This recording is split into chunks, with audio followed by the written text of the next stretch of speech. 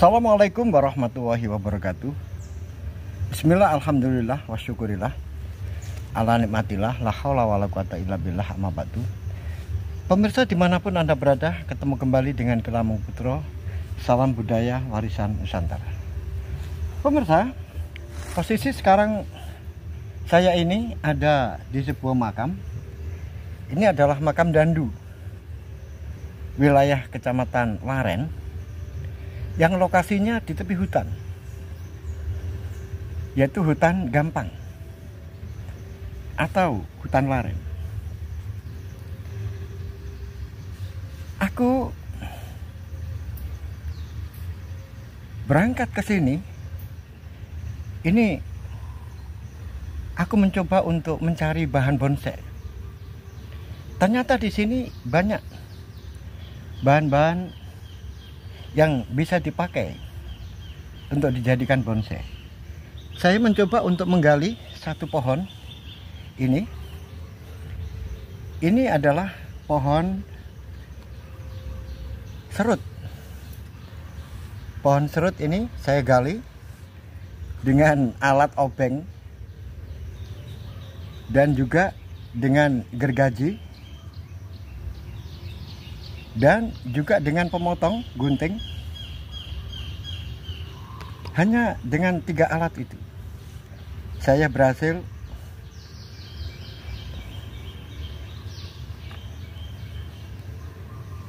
mendongkel bahan bonsai ini. Nah, karakternya lumayan dan juga lumayan besar.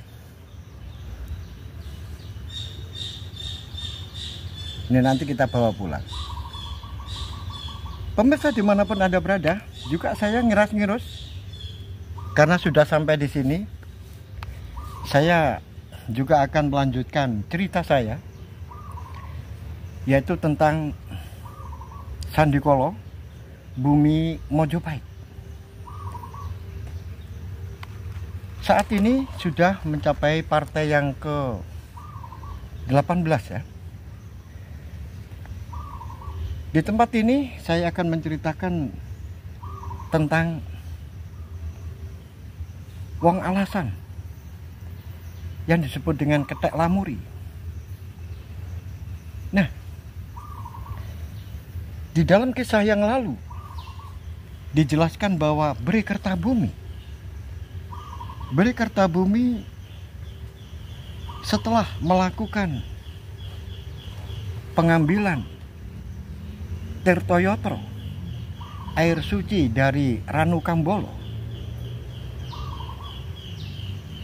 kemudian Beri Kertabumi tiba-tiba ingin memahat batu untuk membuat sebuah kenang-kenangan prasasti. Maka dicarilah batu lempeng yang cukup besar. Kemudian di atas batu itu dipahatnya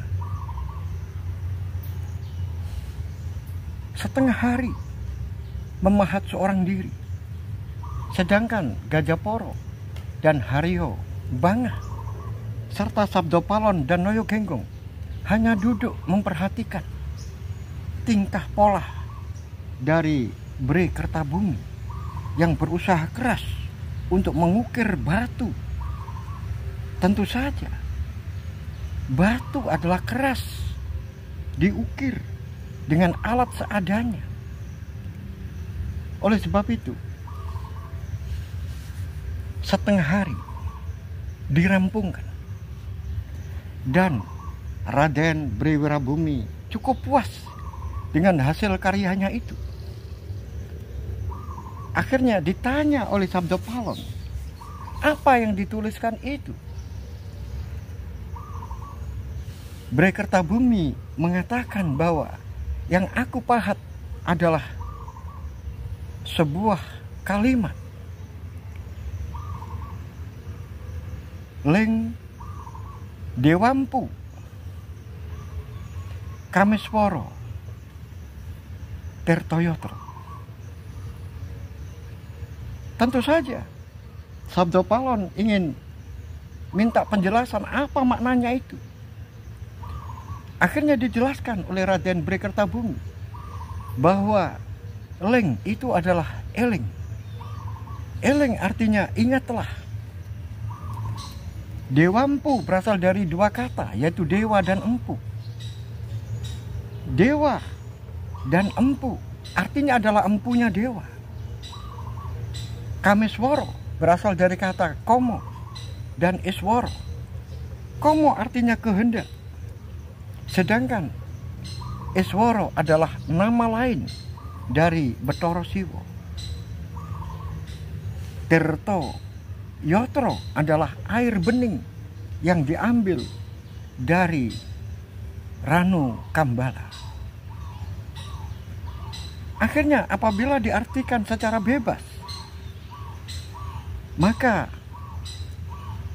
Leng Dewampu Kameswara Tirta Yatra artinya adalah ingatlah bahwa dahulu empunya dewa pernah melakukan pengambilan air Tirta Yatra, tentunya di sendang Ranu Kambala ini.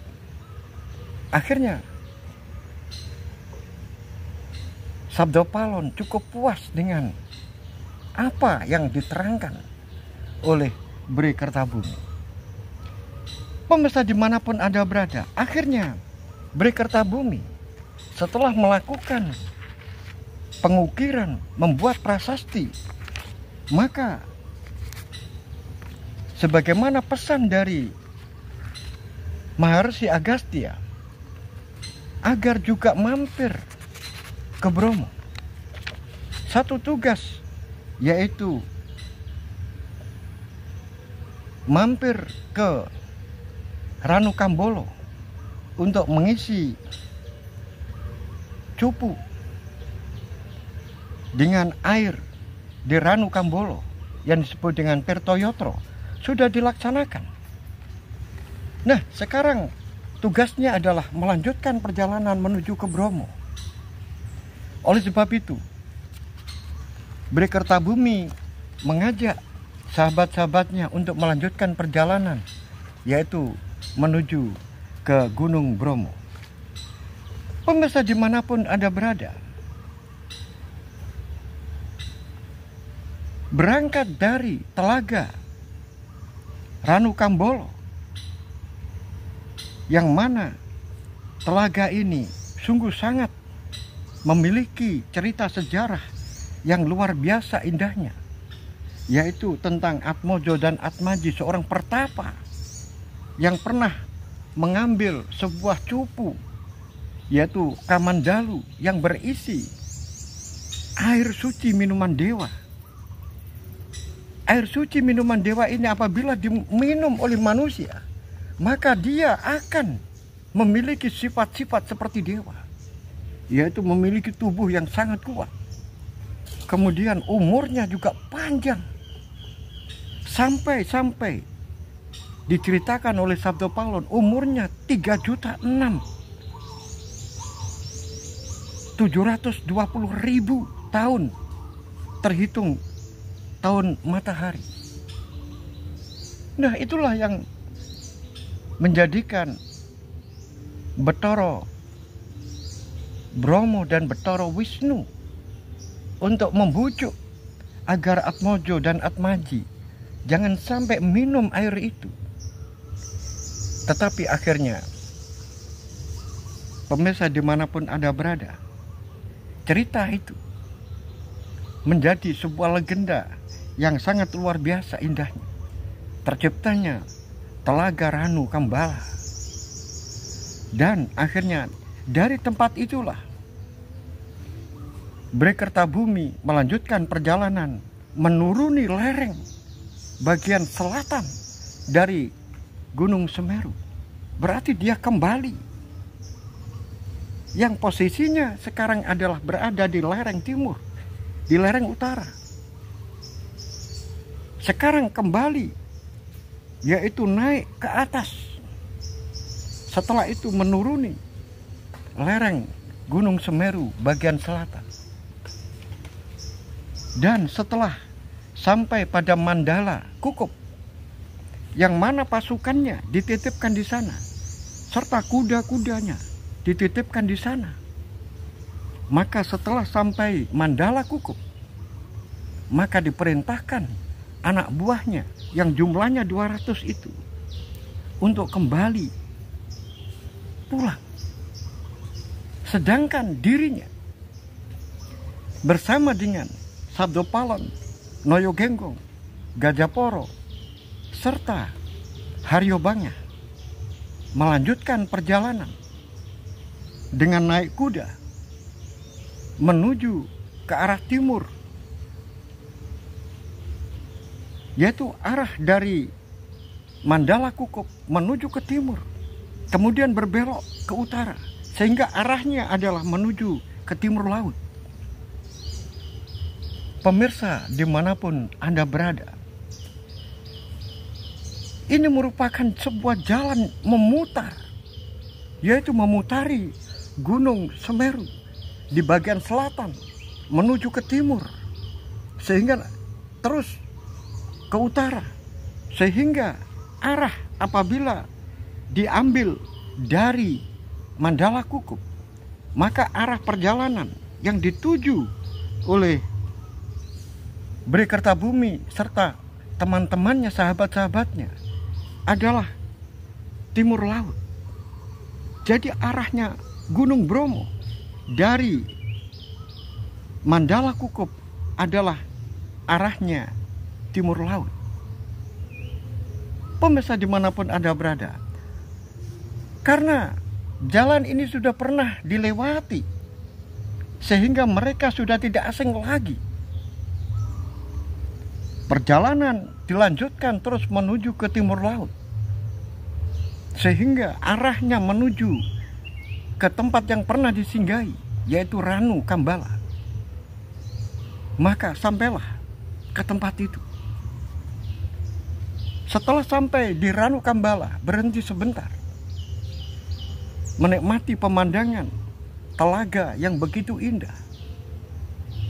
Setelah beberapa saat istirahat sambil minum, maka dilanjutkan perjalanan. Ternyata tidak jauh dari tempat itu ada sendang lagi yang namanya Ranupane. Juga tidak kalah indahnya dengan Ranu Kambala. Ranupane dengan Ranu Kambala ini jaraknya tidak begitu jauh, sehingga seakan-akan ini merupakan sebuah sendang yang kembar karena letaknya tidak terlalu jauh. Dan dari tempat Ranupane ini dilanjutkan perjalanan. Ternyata masih ada sendang lagi. Sendang ini kecil, yaitu Ranu Regula. Akhirnya karena Bhre Kertabumi tertarik dengan Ranu Regula, walaupun sendangnya tidak begitu besar, tetapi pemandangan yang ada di sekitarnya sungguh sangat indah. Akhirnya mereka mengajak beristirahat sebentar. Paman, aku heran mengapa di tempat-tempat ini semuanya pemandangannya memanjakan mata kita. Benar, Raden. Ini adalah Ranu Regula. Nah itu, Paman, aku yang menjadi penasaran. Mengapa sendang yang seindah ini disebut Ranu Regula? Mohon ampun, Raden. Memang ada ceritanya. Ini merupakan sambungan dari cerita yang saya ceritakan terlebih dahulu. Saat di Ranu Kambala, Betoro Bromo dan Betoro Wisnu menyamarkan dirinya, merubah dirinya menjadi seorang putri yang sangat cantik, kemudian naik di atas bunga teratai. Makanya disebut Ranu Kambala. Ranu itu adalah sendang, Kambala adalah teratai. Nah, Raden pada waktu itu bertanya, tujuannya untuk apa datang? Tujuannya tidak lain adalah untuk membujuk, yaitu dua pertapa Semeru pertama, yaitu Atmojo dan Atmaji, dua saudara kembar yang melakukan pertapaan. Karena dia menemukan sebuah cupu yang berisi air minuman dewa yang disebut dengan Tirto Siwombo atau Tirto Amerto. Kedatangan dua Bathara ini tujuannya adalah untuk membujuk itu. Tetapi tidak mudah untuk membujuk seorang pertapa yang memiliki kekukuhan jiwa. Karena Atmojo dan Atmaji ini di dalam pertapaannya sudah mencapai tingkat yang sangat tinggi, sehingga tingkatannya bisa disejajarkan dengan para dewa. Oleh sebab itu tidak mudah untuk membujuknya. Untungnya Atmojo dan Atmaji tidak tahu bahwa di dalam cupu itu yang berisi dengan air minuman dewa Tirto Amerto itu, ya, kalau diminum maka umurnya bisa menjadi panjang. Dia tidak tahu, sehingga cupu ini hanya disimpan pada sebuah tempat. Akhirnya di tempat inilah, yaitu di Ranu Regula inilah, akhirnya berhasil cupu itu diambil oleh Bathara Bromo dan Bathara Wisnu, yang saat itu menyerupai dua gadis yang sangat cantik. Yang satu mencoba untuk merayu, mengajak, mengalihkan perhatian, sedangkan yang satunya kemudian mengambil cupu itu. Setelah cupu diambil, maka diganti periuk. Dan setelah itu mereka pergi.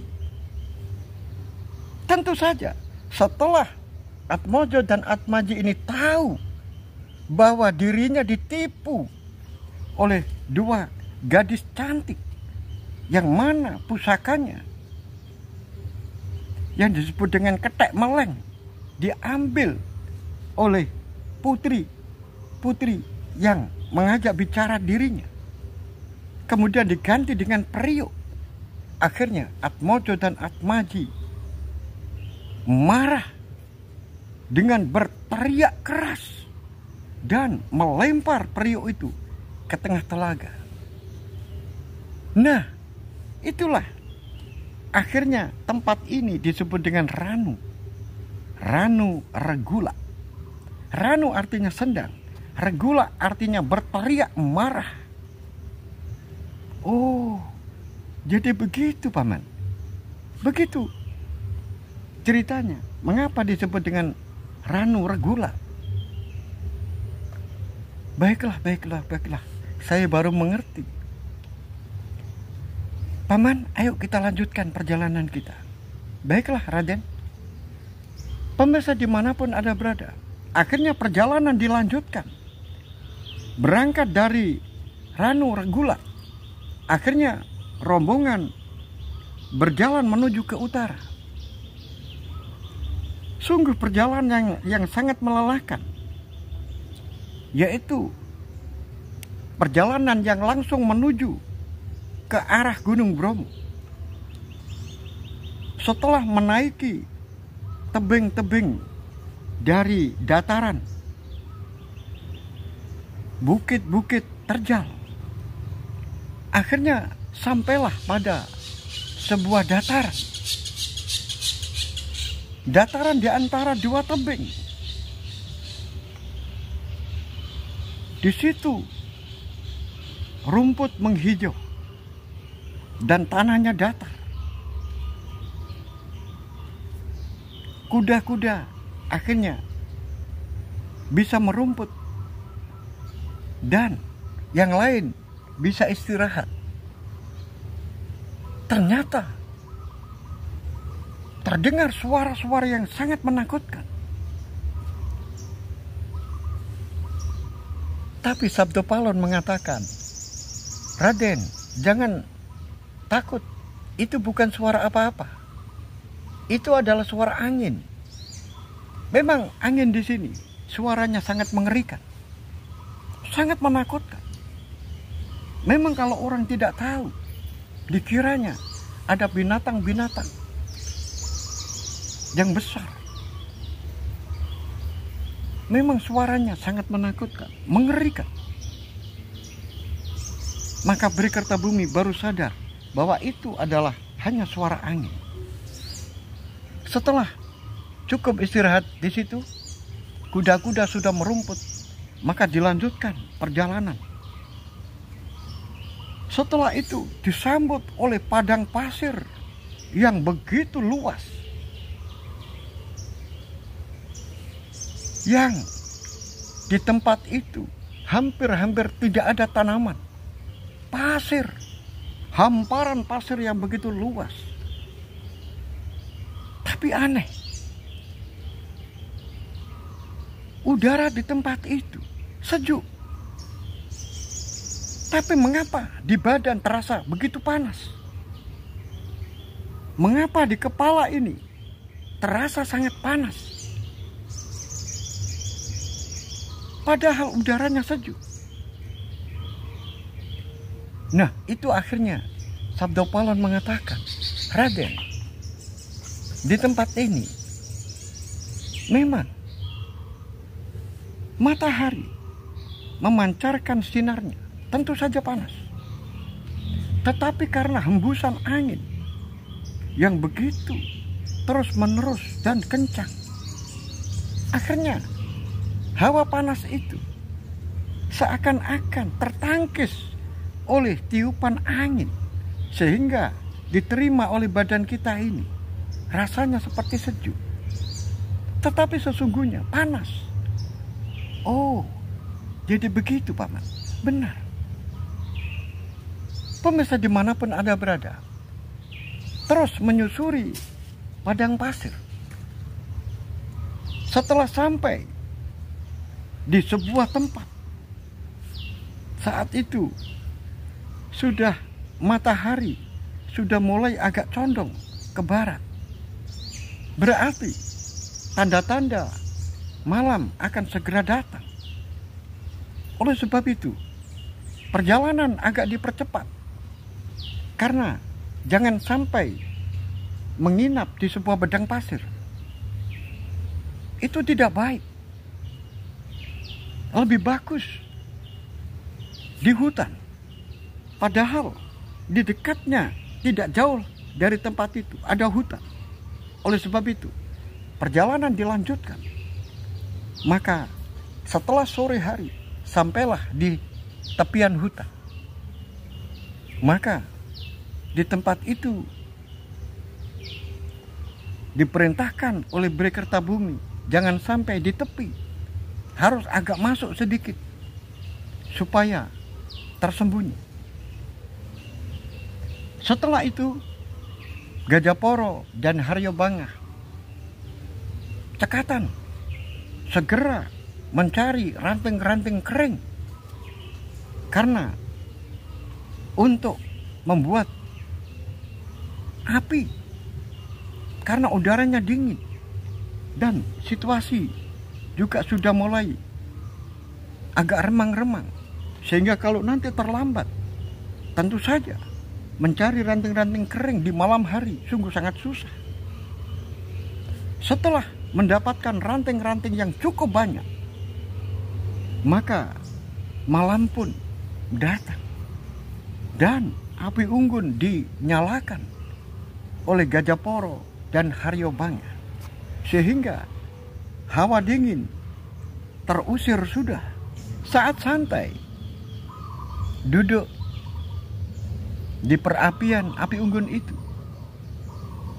Gajaporo kemudian mengatakan, Raden, di tempat ini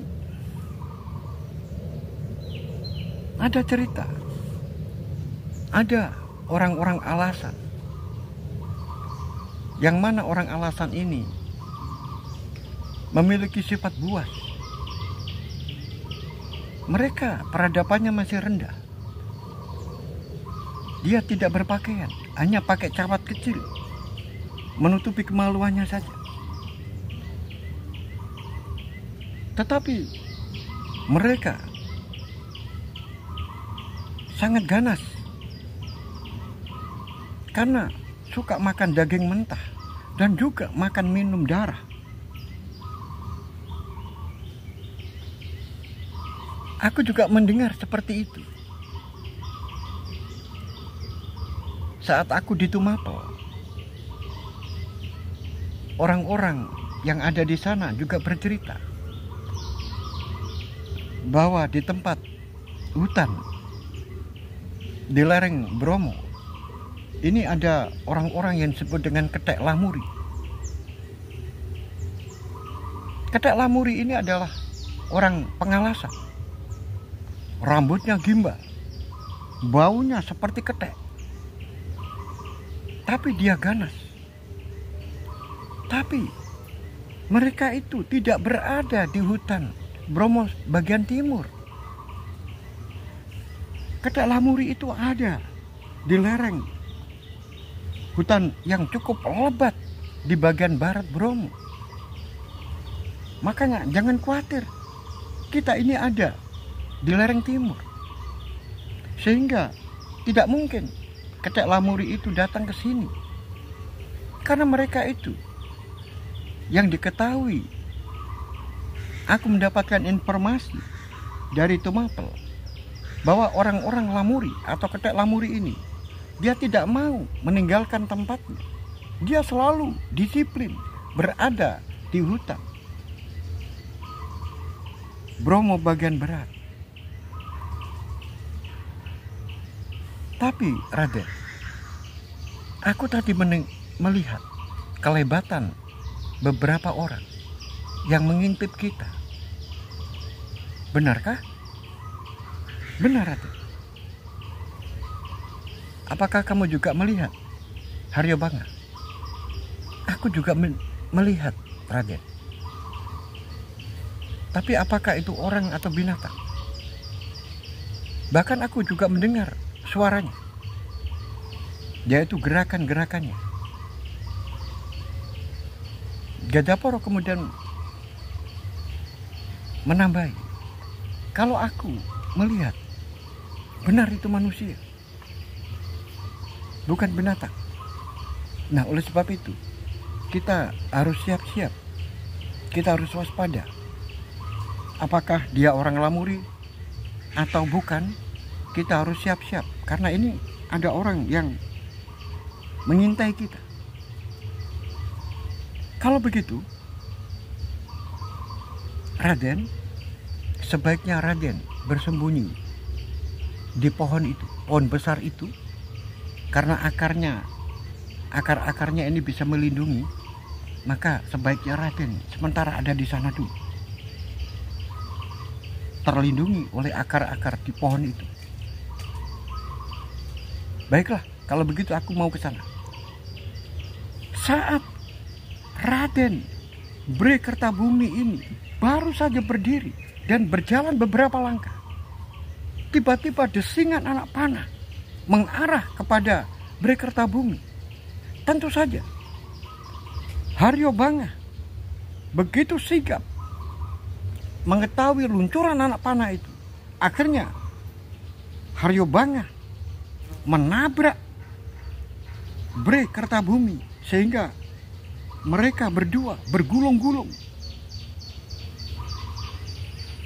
Dan kepada yang lain diperintahkan agar hati-hati. Musuh menyerang, maka semuanya tiarap.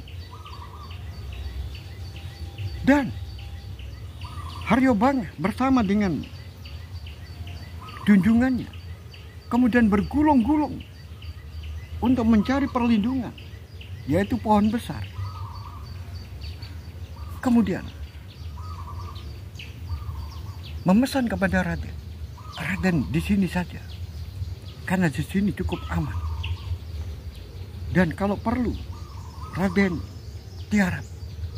Tetapi kalau perlu Raden juga harus merapatkan tubuh yaitu bersandarkan kepada pohon besar ini dan terus waspada. Keris harus di tangan. Sewaktu-waktu ada musuh yang datang, maka kita sudah membawa senjata. Baiklah, baiklah. Kemudian Haryobangah tidak mau meninggalkan tuannya. Sedangkan Gajaporo karena terpisah dan diperintahkan untuk menjauh dengan api unggun itu. Demikian juga Sabdopalon dan Noyogenggong.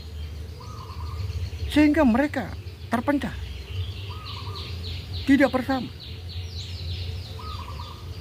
Dan terus mereka waspada melihat gerakan-gerakan,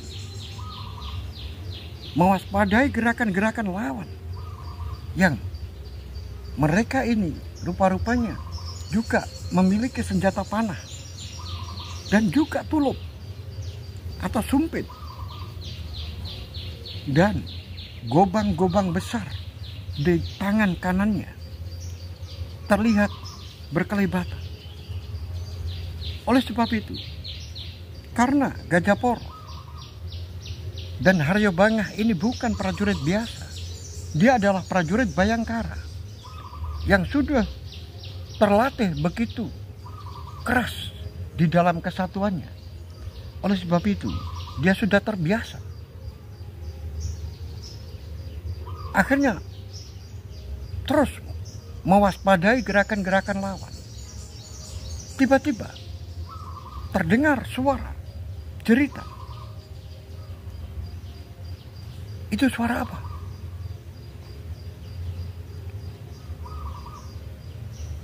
Pikulun, itu jelas suara orang. Berarti kita ini benar-benar berhadapan dengan orang. Dan jeritan itu menunjukkan mungkin saja Gajaporo berhasil membunuh lawannya, atau mungkin Sabdopalon atau Noyogenggong. Belum saja Haryobangah ini menyelesaikan ucapannya, tiba-tiba ada kelebatan yang ada di sekitar pohon yang ditempati sebagai tempat persembunyian. Langsung dengan cepat Haryobangah memutarkan badan dan satu tebasan pas mengenai leher orang. Ternyata benar, dia orang-orang Ketek Lamuri karena rambutnya gimbal dan baunya seperti ketek. Oleh sebab itu Berikertabumi berpikir, mengapa? Ini kan wilayah hutan Bromo bagian timur. Tapi mengapa ada orang-orang Lamuri ada di sini? Pasti ini tidak beres. Dan karena jeritan dari orang-orang Lamuri ini mungkin saja terdengar temannya, sehingga mereka datang. Maka dua orang datang lagi. Dan Haryobangah yang sudah terlatih begitu menghabisi lawannya, langsung dia lari bersembunyi. Dan ketika musuh itu datang lagi dua orang, maka dengan mudahnya dua orang itu disabet dengan kerisnya. Maka dua orang roboh bersimbah darah. Tetapi Haryobangah juga khawatir kalau tetap di situ, maka akan mengundang teman-temannya. Oleh sebab itu, mengajak Berikertabumi, junjungannya, untuk bergeser ke tempat yang lain, yang lebih aman. Setelah bergeser ke pohon satunya, tiba-tiba terdengar suara burung hantu. Haryobangah terkejut. Oh, itu suara burung hantu yang berasal dari mulut gajah poro, bukan burung hantu beneran. Berarti dia memberikan kode kalau dirinya ada di suatu tempat. Dia menunjukkan arah dengan suara. Setelah Haryo Bangah berada di tempat yang aman bersama dengan tuannya, maka tuannya mengatakan, yaitu Beri Kertabumi, aku tadi melihat sekelibatan orang. Rupa-rupanya mereka ini sedang membawa tawanan. Aku melihat ada orang yang diborgol. Ada 3 orang. Benarkah? Pikulun melihat seperti itu. Benar. Coba kamu selidiki. Akhirnya Haryo Bangah mencoba untuk memperhatikan. Arahnya tadi kemana? Pikulun, ke sana, ke tenggara sana. Akhirnya Haryo Bangah mencoba untuk menyusup. Ternyata benar, ada 3 orang yang sedang ditawan oleh orang-orang Ketek Lamuri. Setelah itu Haryo Bangah segera kembali ke tuannya, yaitu Beri Kertabumi. Benar, Pikulun, aku melihat ada 3 orang yang sedang diborgol, kemudian digelandang ke arah tenggara. Wah, aku jadi tidak enak. Hatiku mengapa? Kok merasa ada sesuatu? Bagaimana kalau kamu selamatkan saja orang itu? Baiklah, baiklah Raden. Aku akan menyelamatkan orang itu. Tetapi Raden harus mencari tempat yang aman. Dan kalau perlu, Raden akan aku carikan tempat yang aman terlebih dahulu, sehingga saat nanti aku kembali, maka aku bisa menemukan tempat itu. Baiklah kalau begitu. Maka Haryo Bangah mencoba untuk bergeser ke arah tepi, lebih ke tepi hutan. Dan ternyata di situ ada sebuah pohon besar. Pohon besar ini ada lubang. Lubangnya cukup besar juga, sehingga bisa dipakai untuk persembunyian. Sangat ideal. Oleh sebab itu, Haryo Bangah memesan kepada tuannya, Pikulun, Pikulun di sini saja, jangan sampai kemana-mana, dan sampai saya datang, jangan sampai pergi sebelum aku datang. Apapun yang terjadi, baiklah, aku akan tetap di sini apapun yang terjadi. Aku akan mencoba untuk menyelamatkan orang itu. Dan tentu saja saya akan mengajak Gajah Poro. Pemirsa dimanapun Anda berada, suara kokok beluk ini terus berbunyi. Berarti Gajah Poro memberikan arah. Setelah itu mencoba untuk mendekat, mencari arah suara itu.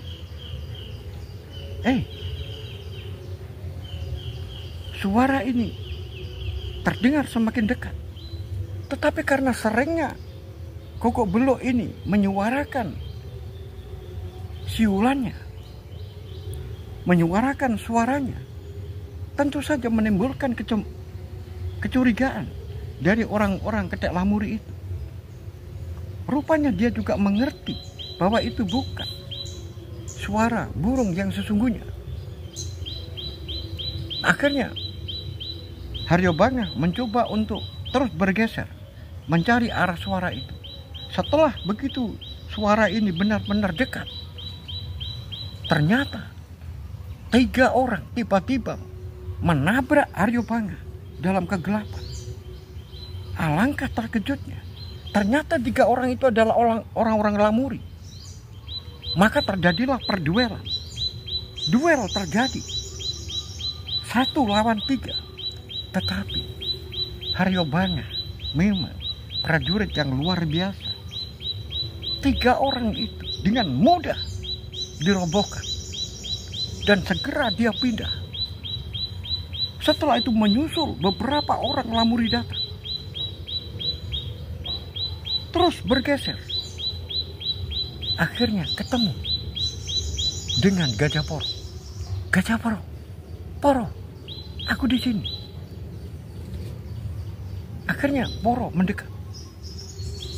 Bagaimana? Junjungan kita ada di mana? Sudah aman. Dia saya sembunyikan di suatu tempat. Cuma beliaunya memerintahkan kepada kita untuk menyelamatkan 3 orang yang disandra oleh orang-orang lamuri itu yang dibawa ke Tenggara.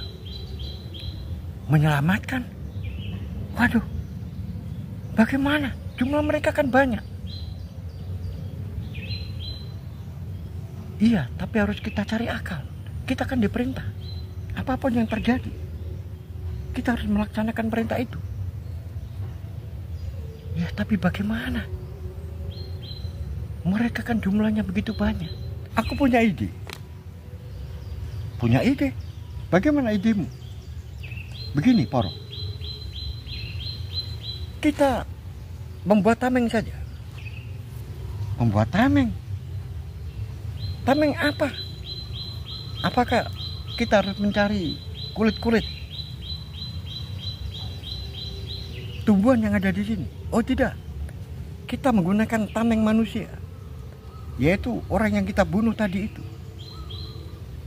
Maka kita berdirikan di depan kita. Kita tali dengan badan kita. Kemudian berjalan. Maka mereka akan memanah. Maka yang terkena adalah tubuh orang yang ada di depan itu. Kamu yakin dengan cara itu berhasil? Kita coba saja. Nah, kalau begitu, aku saja yang membawa mayatnya. Maka Poro kemudian merangkul mayat orang lamuri itu dari belakang. Kemudian ditali oleh Haryobanga dengan selendang, ditali. Sehingga orang ini berdiri. Tentu saja, karena yang dipakai tameng ini manusia, tentu saja Gajah Poro berjalan dengan membawa orang itu sambil berjalan, sambil mereka itu membawa senjata. Ternyata saat berjalan, luncuran beberapa panah langsung menembus. Benar, menembus orang lamuri yang dipakai tameng. Dan Haryobanga selalu mengawal dari belakang. Kemudian sambil panah disiapkan untuk membidik mereka. Akhirnya strategi ini lumayan efektif. Anak panah ini semuanya menancap pada orang yang dipakai tameng tadi. Sedangkan Haryobanga berhasil membidikkan panah itu. Terhitung sampai 7 orang sudah terkena panah dari Haryobanga. Sehingga terus berjalan. Akhirnya orang-orang lamuri ini mundur. Karena mereka tahu bahwa yang dipanah itu adalah mayat dari temannya sendiri. Sehingga semakin berani Gajah Poro untuk berjalan. Demikian juga Haryobanga. Tiba-tiba datanglah sebuah asap menggumpal. Asap ini menerjang Haryobanga dan Gajah Poro. Tetapi mengapa asap yang menggumpal itu tiba-tiba berhenti? Kemudian ketika Haryobanga dan Gajah Poro ini berjalan ke depan, maka asap itu mundur. Akhirnya Haryobanga mengatakan, Poro, ini berarti isyarat Kalau begitu, mungkin asap itu takut dengan mayat yang kamu bawa itu. Sekarang lepaskan. Apakah tidak bahaya kalau dilepas? Dicoba saja, kita harus siap-siap. Maka segera dilepas. Setelah dilepas, dia langsung bertiarap. Karena berjaga-jaga jangan sampai nanti ketika dilepas kemudian panah orang-orang Lamuri ini meluncur. Setelah dilepas mayat ini yang penuh dengan panah yang menancap, tiba-tiba kabut itu semakin tebal dan menabrak Haryobanga serta Gajah Poro. Loh, aneh. Asap itu tidak mempengaruhi pandangan dari Gajah Poro dan Haryobanga. Akhirnya mereka berdua berjalan. Duh, ada keanehan lagi. Mengapa orang-orang Lamuri itu dia sedang mencari, yaitu mencari dirinya.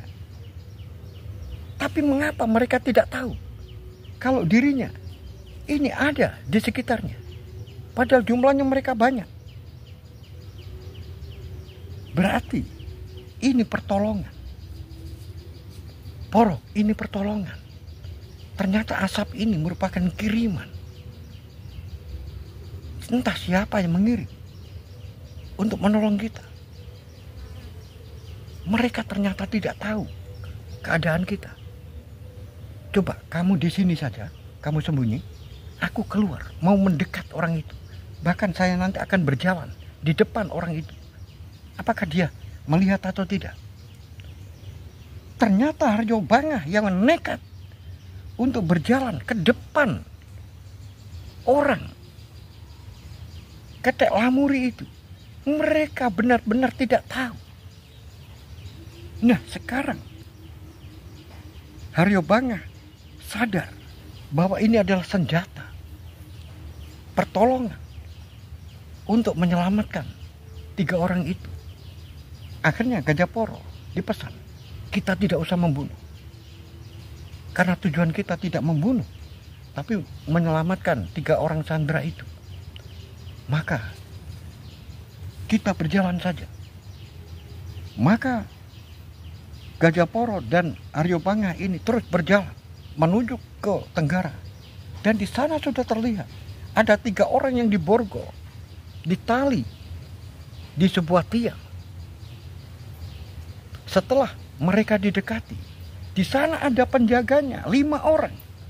Tapi sungguh sangat aneh. Mengapa mereka berjalan di depannya, tapi mereka tidak tahu. Setelah ada di depan orang yang disandra, orang yang disandra itu terkejut. Paman, mengapa paman datang? Kemudian langsung Haryobanga memberikan isyarat, jangan bersuara. Untung orang itu tidak tahu. Paman, di sini banyak orang. Di sini ada yang menjaga. Tenang saja, Raden.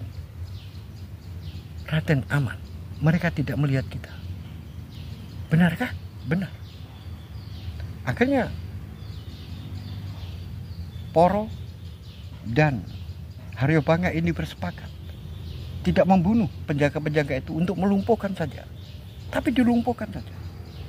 Maka 5 orang ini satu demi satu dipukul tengkuknya, langsung roboh satu persatu. Dan 3 orang ini kemudian dibebaskan dan langsung dibawa lari. Setelah 3 orang tawanan ini dibawa kabur oleh Haryobanga dan Gajah Poro, tiba-tiba datanglah banyak orang-orang yang datang ke situ karena tahu bahwa buruannya kabur. Orang-orang Lamuri entah apa yang dibicarakan. Mereka berteriak, mungkin saja kejar. Tapi aneh, orang-orang itu walaupun melewati 3 orang tawanan dan melewati Gajaporo dan Haryobanga. Mereka tidak mengetahui ternyata kabut ini adalah ampuh.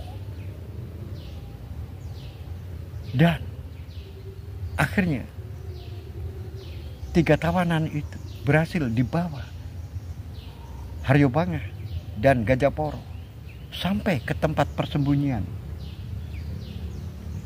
Raden Bri Kertabumi. Ternyata tawanan itu adalah Raden Djoko Sumono.